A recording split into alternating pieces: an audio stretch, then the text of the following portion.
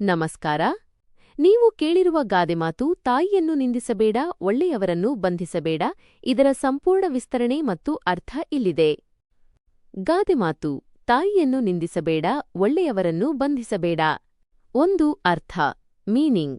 ಈ ಗಾದೆಮಾತು ಜೀವನದಲ್ಲಿ ನಾವು ಅನುಸರಿಸಬೇಕಾದ ಎರಡೂ ಮೂಲಭೂತವಾದ ಮತ್ತು ಅತ್ಯಂತ ಮುಖ್ಯವಾದ ನೈತಿಕ ಮೌಲ್ಯಗಳನ್ನು ಒತ್ತಿ ಹೇಳುತ್ತದೆ. ಭಾಗ 1: ತಾಯಿಯನ್ನು ನಿಂದಿಸಬೇಡ. Do not abuse, insult your mother. ಅರ್ಥ: ತಾಯಿ ಜಗತ್ತಿನ ಅತ್ಯಂತ ಪೂಜ್ಯ ಮತ್ತು ಶ್ರೇಷ್ಠ ವ್ಯಕ್ತಿ.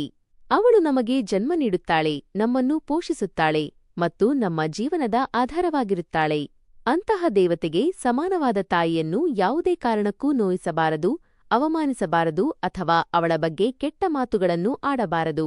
ಸಂದೇಶ: ತಾಯಿಯ ಋಣ ತೀರಿಸಲು ಸಾಧ್ಯವಿಲ್ಲ. ಅವಳಿಗೆ ಗೌರವ ಮತ್ತು ಪ್ರೀತಿ ನೀಡುವುದು ಪ್ರತಿಯೊಬ್ಬ ಮನುಷ್ಯನ ಮೊದಲ ಕರ್ತವ್ಯ. ಭಾಗ 2: ಒಳ್ಳೆಯವರನ್ನು ಬಂಧಿಸಬೇಡ. Do not imprison, trap good people.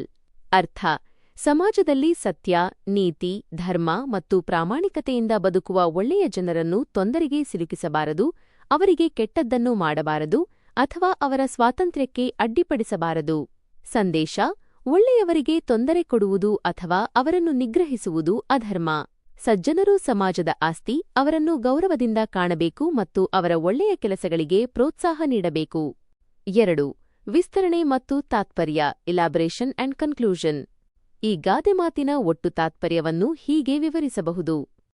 ವ್ಯಕ್ತಿಗತ ಮಟ್ಟದಲ್ಲಿ, ಪರ್ಸನಲ್ ಲೆವೆಲ್, ನಮ್ಮ ವೈಯಕ್ತಿಕ ನಡವಳಿಕೆ ಹೇಗಿರಬೇಕು ಎಂಬುದನ್ನು ಗಾದೆ ಹೇಳುತ್ತದೆ. ಅಂದರೆ ನಮ್ಮ ಕುಟುಂಬದ ಅತ್ಯಂತ ಹಿರಿಯ ಮತ್ತು ಪೂಜ್ಯ ವ್ಯಕ್ತಿಯಾದ ತಾಯಿಗೆ ಅಪಚಾರ ಮಾಡುವುದು ಅಕ್ಷಮ್ಯ ಅಪರಾಧ. ತಾಯಿ ಮನೆಗೆ ಆಧಾರ, ಆಕೆಯನ್ನು ಗೌರವಿಸಿದರೆ ಮನೆಯಲ್ಲಿ ಶಾಂತಿ ನೆಲೆಸುತ್ತದೆ. ಸಾಮಾಜಿಕ ಮಟ್ಟದಲ್ಲಿ, ಸೋಷಲ್ ಲೆವೆಲ್, ನಮ್ಮ ಸಾಮಾಜಿಕ ಜವಾಬ್ದಾರಿ ಹೇಗಿರಬೇಕು ಎಂಬುದನ್ನು 2ನೇ ಭಾಗ ತಿಳಿಸುತ್ತದೆ.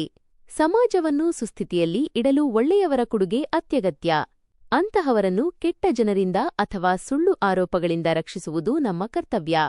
ಒಳ್ಳೆಯವರನ್ನು ಬಂಧಿಸಿದರೆ ಅಥವಾ ಅವರ ಹಾದಿಗೆ ಅಡ್ಡ ಬಂದರೆ ಸಮಾಜದಲ್ಲಿ ಕೆಟ್ಟತನ ಹೆಚ್ಚಾಗುತ್ತದೆ.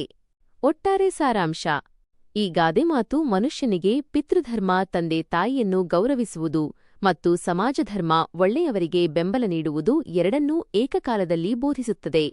ಜೀವನದಲ್ಲಿ ಯಶಸ್ಸು ಮತ್ತು ನೆಮ್ಮದಿ ಗಳಿಸಬೇಕಾದರೆ ಈ 2 ಅಂಶಗಳನ್ನು ಪಾಲಿಸಬೇಕು ಎಂಬುದು ಈ ಗಾದೆಯ ಆಶಯವಾಗಿದೆ.